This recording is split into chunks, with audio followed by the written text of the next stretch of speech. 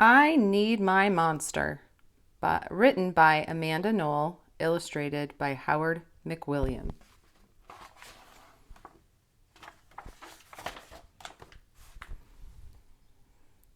Tonight, when I looked under the bed for my monster, I found this note instead. Gone fishing, back in a week. Gabe. What was I going to do? I needed a monster under my bed. How was I supposed to get to sleep if my monster was gone?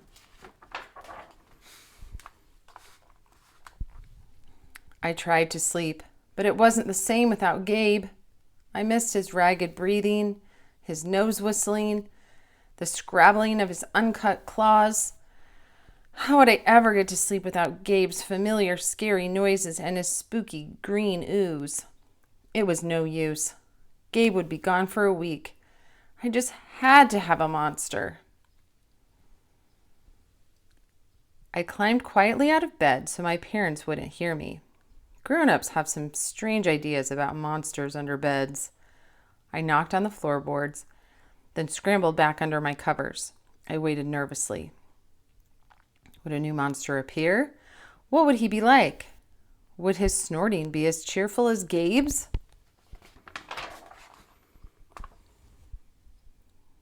When I heard some creaking under my bed, I knew that the substitute monster had arrived. "Good evening," said a low, breathy voice. "My name is Herbert, and I will be your monster for the evening." Herbert? What kind of a name is that for a monster? You don't sound scary at all. Have you ever scared a kid before? Well, no, but I've read all the best books on the topic. Do you have long teeth and scratchy claws? I asked.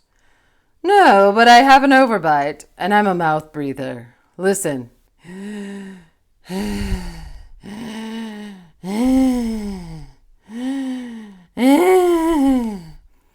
Herbert's panting was kind of scary, but it wasn't enough for me.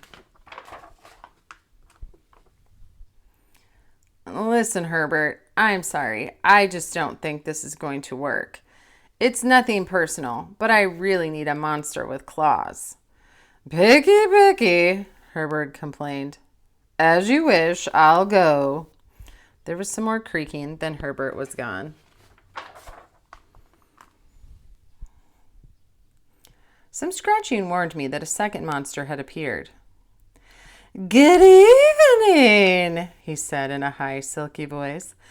My name is Ralph. I understand you need a monster with claws. If you would please lean over, I will hold out an arm for inspection. I crawled on the edge of the bed, hoping to see a horrible, shaggy arm with sharp, ragged nails. Instead, I was surprised to see sleekly brushed fur with smooth, shiny claws. Excuse me, I don't mean to be rude, I asked, but is that nail polish on your claws? Yes, it is, Ralph replied. I believe professional monsters should always be well groomed. I could tell that this was not going to work either. I'm sorry to disappoint you, Ralph, but I need a monster with scary claws. Like Gabe's, I thought. I heard some more scratching, and I knew Ralph was gone. A minute later, a third voice from under the bed rasped. Check out these claws, kid. I gathered my courage and peered over the edge. The claws were impressive. Jagged and dark and razor sharp. So far, so good. I was a little nervous. Could you stick out your tail? I whispered. Sure, but don't get scared. I peeked through my fingers at the slimy tail slithering over the foot of my bed. That's when I noticed the bow. Are you a girl monster? Of course I am, she snapped. I'm Cynthia. Do you have a problem with that? Yeah, I do, I admitted. I definitely need a boy monster. Boy monsters are for boys and girl monsters are for girls. Everybody knows that. Well, aren't you a picky one? She sniffed, and then she was gone.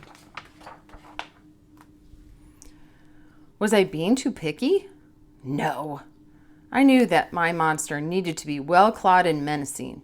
The whole point of having a monster, after all, was to keep me in bed, imagining all the scary stuff that could happen if I got out.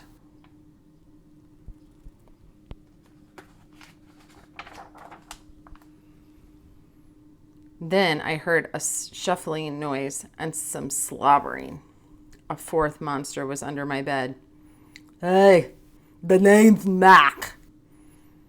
One look at his claws proved that Mac was a big, scruffy boy monster.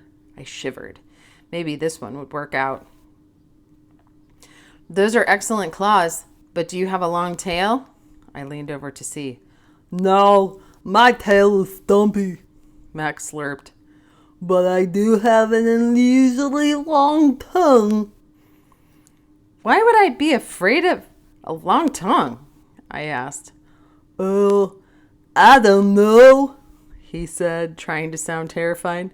You never know when I might lick you.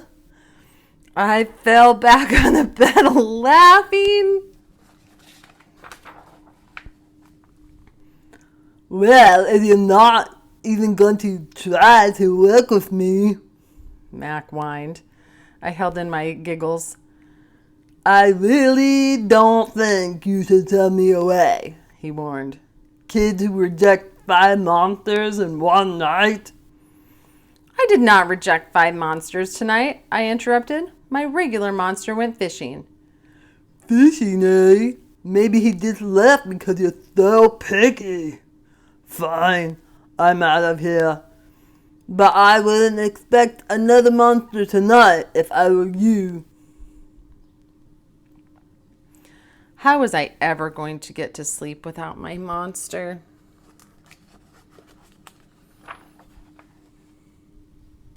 I was surprised to hear more creaking under the bed. Loud creaking with scratching. I thought no more monsters were going to appear tonight. Sorry I'm late, kid. Phew, it was Gabe. I thought I would enjoy fishing, but I didn't, he explained. Those fish scare too easily. No challenge at all. You, however, are challenging, my friend. You're almost too old to be afraid of monsters. You keep me on my toes. Ah, toes. A delicious snack. The bed quivered as Gabe's stomach rumbled with hunger. Now, if you don't mind, I'd like to start the evening with an ominous puddle of drool. I peeked over the edge of the bed. Green ooze spread soundlessly from underneath. Then the bed trembled as Gabe unfurled his spiked tail. He was daring me to guess where he might pop up. I shivered.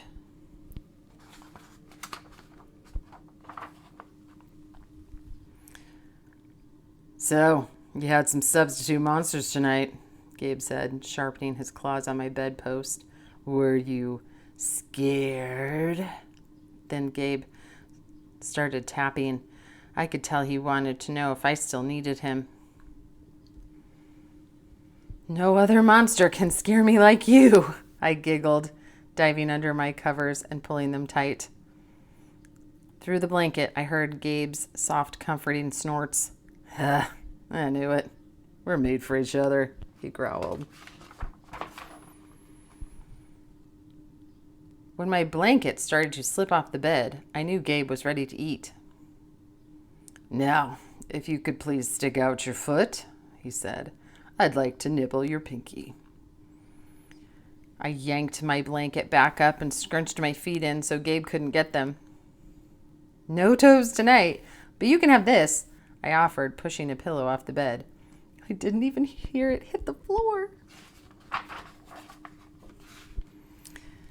Gabe was back, The ooze was perfect. Everything was back to normal. I shivered again. I'd be asleep in no time.